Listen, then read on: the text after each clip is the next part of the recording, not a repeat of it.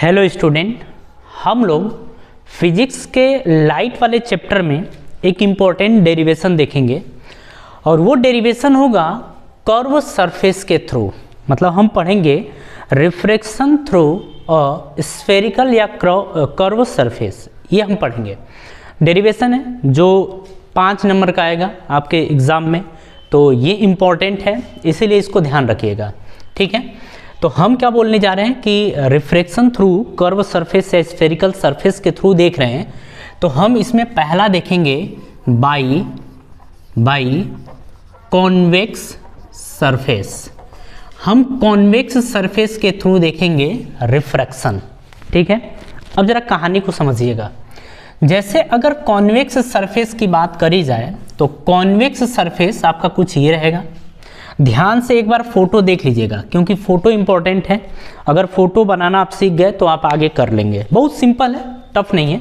आपको हम समझाएंगे, आपको बात समझ में आ जाएगी, डोंट वरी। चलिए देखिए, शुरू करते हैं। यहाँ पर एक ऑब्जेक्ट हम रखते हैं। यहाँ पर देखिए, अगर इसको देखा जाए तो ये डेंसर मीडियम है, ये आपका रेयरर मीडियम है। यानी कि ये आपका एयर है और ये आपका ग्लास या कोई चीज़ भी ले सकते हैं। ग्लास ले लीजिए, वाटर ले लीजिए, कोई दूसरा मीडियम आप ले सकते हैं। बट ये आपका डेंसर मीडियम है, ये आपका रेयरर मीडियम है। ऑब्जेक्ट से एक लाइट रे गई इसकी तरफ, ठीक है, और जब इसकी तरफ गई तो अब फोटो कैसे बनेगा वो देखिएगा, ध्यान से देखिएगा। ये गई। अब अगर यहाँ पर बात करी जाए तो हम सेंटर ऑफ कर्वेचर की बात कर रहे हैं, तो सेंटर ऑफ कर्वेचर से ही अपना नॉर्मल गुजरता है। जो हमारा नॉर्मल होता है ये सेंटर ऑफ कर्वेचर से गुजरता है और ये होता है आपका नॉर्मल। ठीक है, अगर आप रेयरर से डेंसर मीडियम में जाते हैं तो आपकी लाइट रे किधर मुड़ती है? तो आपकी लाइट रे जो है वो बेंड होती है नॉर्मल की तरफ। तो ये जो आपकी लाइट रे है ये बेंड हो गई नॉर्मल की तरफ, और यहाँ पर आप देखेंगे कि इमेज आपकी बनेगी। क्या बनेगी? इमेज बनेगी। बात समझ में आ रही है? ये आपकी इमेज बन गई। अब आगे आप बहुत ज़्यादा कुछ समझिए मत, नॉर्मल चीज़ है, हम आपको समझा रहे हैं कि कैसे हुआ है। अच्छा, ये क्या है कि ये लाइट रे आपकी रिफ्रैक्ट हुई है। इमेज कब बनती है? जब दो रेज आपस में कट करें। एक लाइट रे यहाँ से निकली सीधे और ये आपका सीधे चली गई है, तो एक लाइट रे आपकी ये आई और ये आई, कटिंग कहाँ है? यहाँ पर, तो इमेज आपकी ये बन गई। ठीक है, थोड़ा सा टाइम टेकिंग है बट इम्पॉर्टेंट है। अब देखिए, सिंपल हम आपको जो समझाने जा रहे हैं उसको सिंपली समझ जाइएगा। हम इसको बोल देते हैं, इसको हमने बोला अल्फा। जो ऑब्जेक्ट से एंगल बनेगा वो अल्फा, जो इमेज से बनेगा वो बीटा, और जो सेंटर ऑफ कर्वेचर से है उसको हम बोल देंगे गामा। क्या बोल देंगे? गामा। अगर आने वाले रेज को बोला जाए कि जो ये रेज जा रही है ये नॉर्मल से जो एंगल बनाएगी इसको आप बोलेंगे आई। ठीक है, ये जाने वाली है नॉर्मल से जो एंगल बना है जाने वाली का, इसको हम बोलते हैं आर। ठीक है, ये थोड़ा गामा को बड़ा बनाइएगा, वो आपका आर है। ठीक है, तो ये आपकी क्या हो गई? ऑब्जेक्ट। ये हो गई इमेज। एक लाइट रे गई जो नॉर्मल की तरफ बेंड हुई, नॉर्मल से जब बेंड हुई है ये आपकी इमेज बनेगी, यहाँ पर इमेज बनेगी, ये सेंटर ऑफ कर्वेचर होगा। सेंटर ऑफ कर्वेचर से आपका नॉर्मल गुजरता है और ये आपकी हो गई इंसिडेंट रे। ठीक है, अब आगे की जरा कहानी आप समझिएगा। इसमें अगर ये O है तो इसको आप P लेंगे, जिस तरीके से हम बना रहे हैं उसी तरीके से बनाइएगा। ठीक है, इस वाले पॉइंट को आप M ले लीजिए, आपने M ले लिया, यहाँ से ऐसे ये सीधे ऐसे डालेंगे और ये आपका N मान लीजिए। क्या मान लीजिए? N। ध्यान से समझिएगा, ये 90 डिग्री का एंगल बनेगा। अब हमको करना क्या है वो जरा समझिएगा। हमको यहाँ पर स्नेल का नियम लगाना है। हम कहेंगे बाई स्नेल्स लॉ। अब स्नेल्स लॉ के हिसाब से आपको पता है कि स्नेल ने बोला था कि साइन आई बटे में साइन आर, तो साइन आई क्या है आपका? ये है, साइन आर ये है, बराबर आपका n2 बटे में n1। मतलब ये आपका फर्स्ट मीडियम, ये आपका सेकेंड मीडियम। तो n2 बटे में n1। एक बात आपको ध्यान रखना है, हम यहाँ पर बोलने वाले हैं कि जो एंगल है ना वो बहुत छोटा है, मतलब angle is very very small. अगर आपका एंगल बहुत छोटा है तो आप बोल सकते हैं कि साइन आई अप्रोक्सीमेट में आई के बराबर और साइन आर अप्रोक्सीमेट में साइन आर के बराबर होता है। ये आप बोलेंगे यहाँ पर, ध्यान से समझिएगा।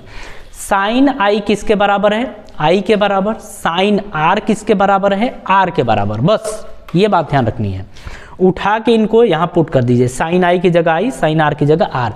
हम आपको बोल रहे हैं कि जब एंगल बहुत छोटा होता है तो हम ये कर सकते हैं, साइन आई आई के बराबर, साइन आर आर के बराबर। ये हमको आपको बता रहे हैं, आपको खोपड़ी में बैठा लेना है, ठीक है।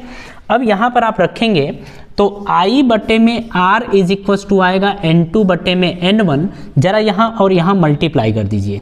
आप बोलेंगे N1I, यहाँ भेजेंगे बराबर N2R। आपने ये बोला और इसको बोला फर्स्ट इक्वेशन। ये कौन सी इक्वेशन बनी आपकी? फर्स्ट इक्वेशन आपकी ये बन गई। अब आगे की कहानी आपको समझनी पड़ेगी। अब आगे करना क्या है आप उसको ध्यान दीजिए। अब मेरे को देखिए, I और R मुझे चाहिए, क्योंकि मुझे I और R की हेल्प से आगे फॉर्मूला बनाना है। तो मुझे I और R चाहिए। I और R कैसे मिलेगा?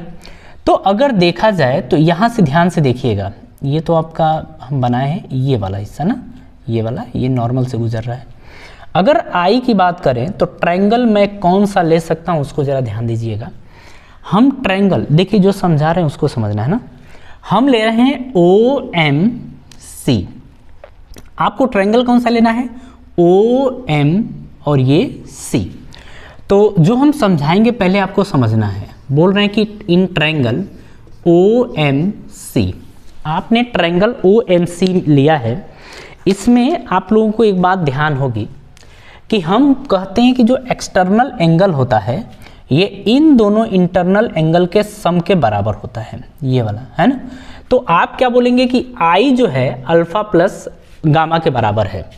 तो आप बोलेंगे I is equals to alpha plus gamma, आप ये बोलने वाले हैं। ये आपका सेकेंड इक्वेशन बना।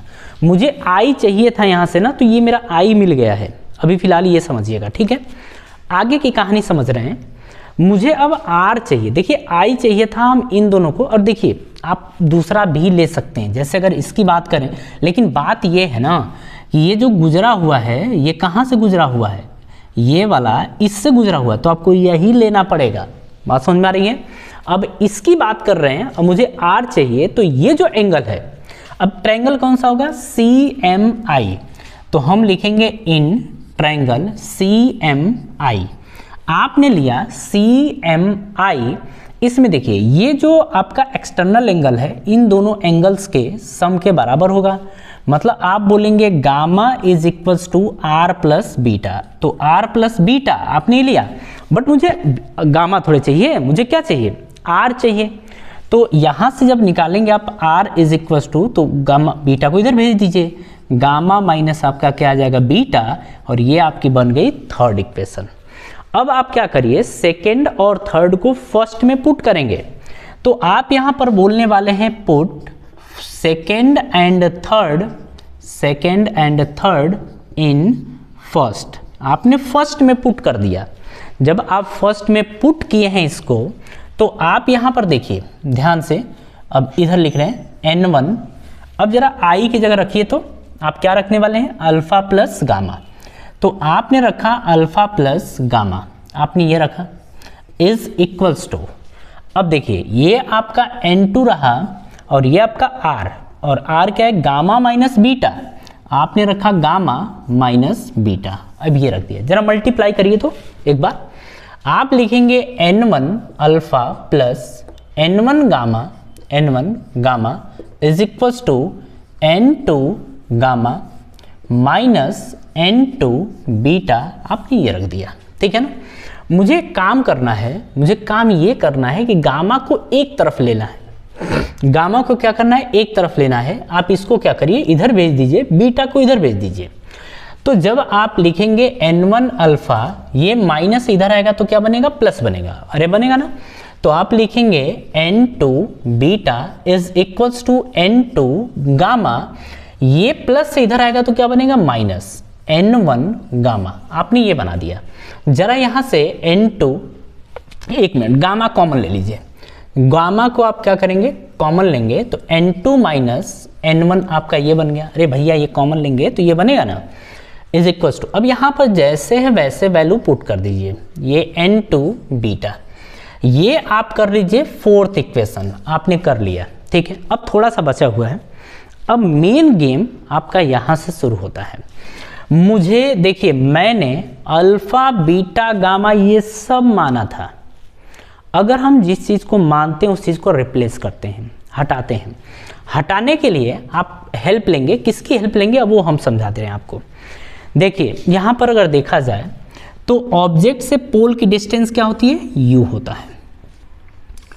ऑब्जेक्ट से सेंटर ऑफ कर्वेचर की डिस्टेंस होती है r, ये होती है आपकी।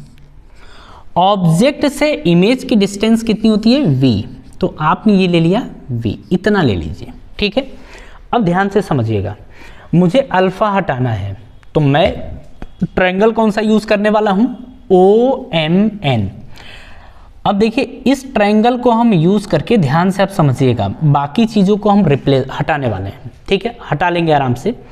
अब यहां पर देखिए हमने क्या बोला कि आप ट्रायंगल आपको यूज करना है OMN, तो आपने यहां से बोला कि इन ट्रायंगल OMN आपने ये ले लिया।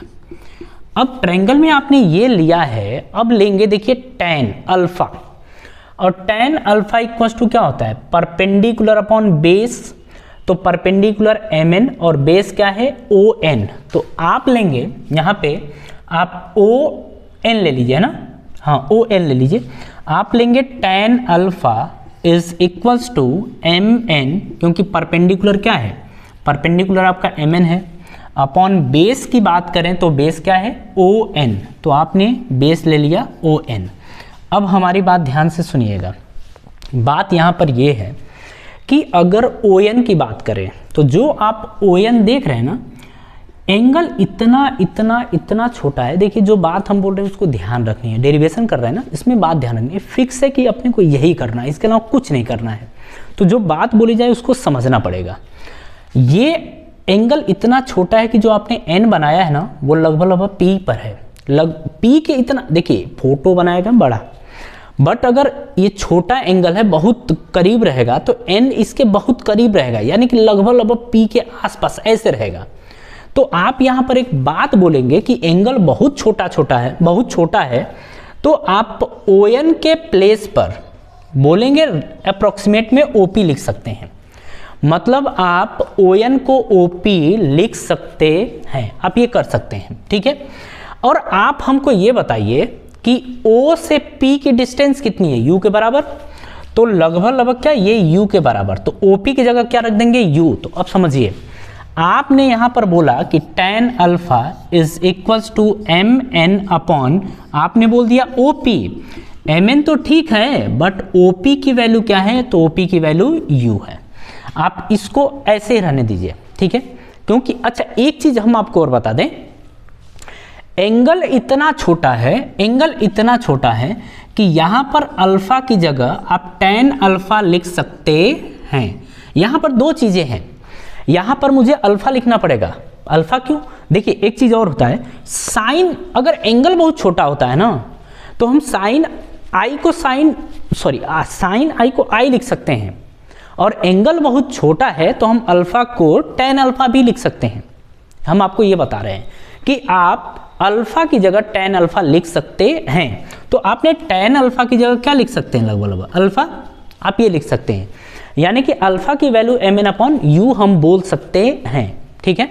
अब यहां पर एक और चीज है, समझिएगा, अल्फा तो अपने को मिल गया, जरा बीटा की बात करिए, ट्रायंगल आपको यही लेना पड़ेगा, ये राइट एंगल ट्रायंगल आप में आना चाहिए।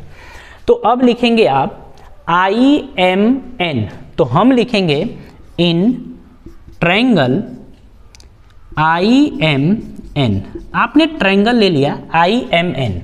तो अब इस ट्रायंगल की बात करें तो बीटा है ना, तो आप बीटा की जगह आप tan बीटा भी ले सकते हैं, क्योंकि angle is very very small. tan beta equals to perpendicular upon base, perpendicular आपको MN दिख रहा है, बेस आपको क्या दिख रहा है, बेस दिख रहा है आई एन, तो आप बेस देख रहे हैं आई एन, लेकिन एक बात जो हम आपको बोले हैं कि ये एंगल इतना छोटा है कि एन को आप पी मान सकते हैं, ये पॉइंट पी मान सकते हैं, तो आई एन की जगह आप आई पी भी लिख सकते हैं।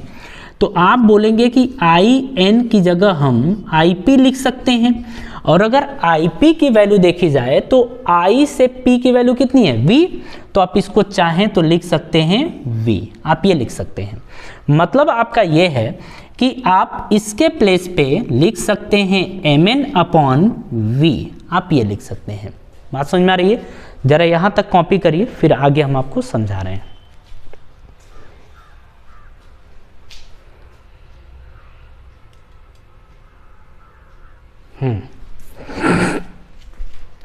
चलिए इसको हटा रहे हैं, वीडियो थोड़ी देर के लिए आप पॉज कर सकते हैं, पॉज करके आप कॉपी कर लीजिए, उसके बाद फिर आगे बढ़िएगा, ठीक है ना। तब तक हम इसको हटाएं।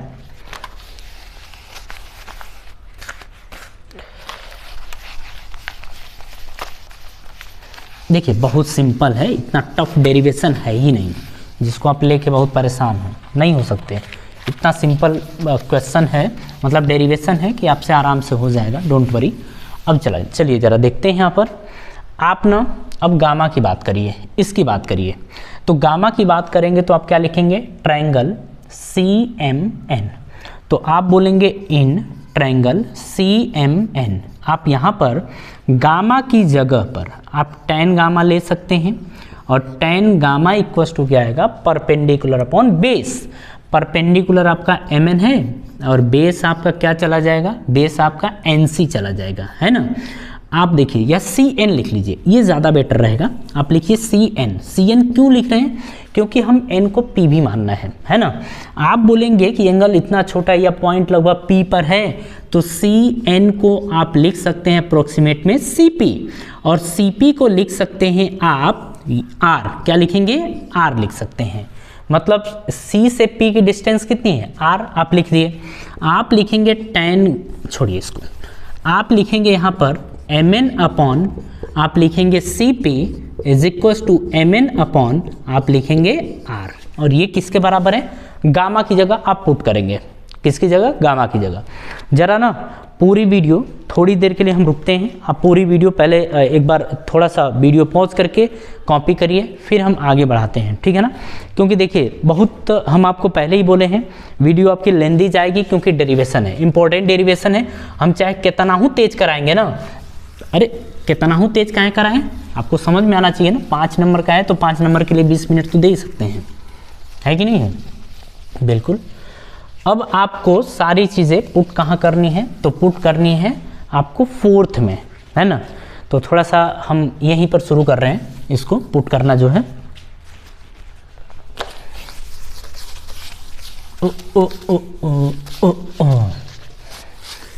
चलिए जरा यहाँ देखते हैं हम लोग।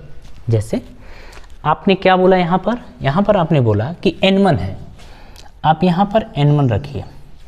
अल्फ़ा, अल्फ़ा की जगह tan अल्फ़ा, या अल्फ़ा की जगह आप क्या रखने वाले हैं, mn बाई यू, आप रखिए इंटू mn बाई यू आपने रखा। फिर आपका क्या है, प्लस में, तो प्लस में रखिए।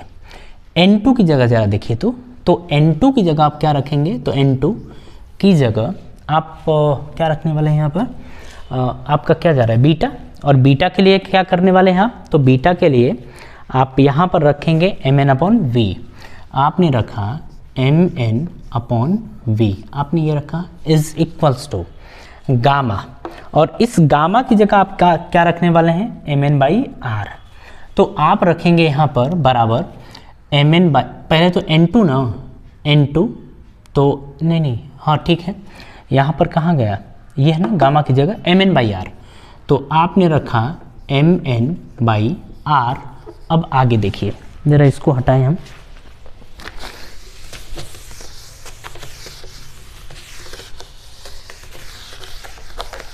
आपने रख दिया mn by are n2 minus n1। ध्यान से देखिएगा, n2 माइनस n1। एक चीज़ आपको अभी हम बता रहे हैं, उसको ध्यान रखना है आपको।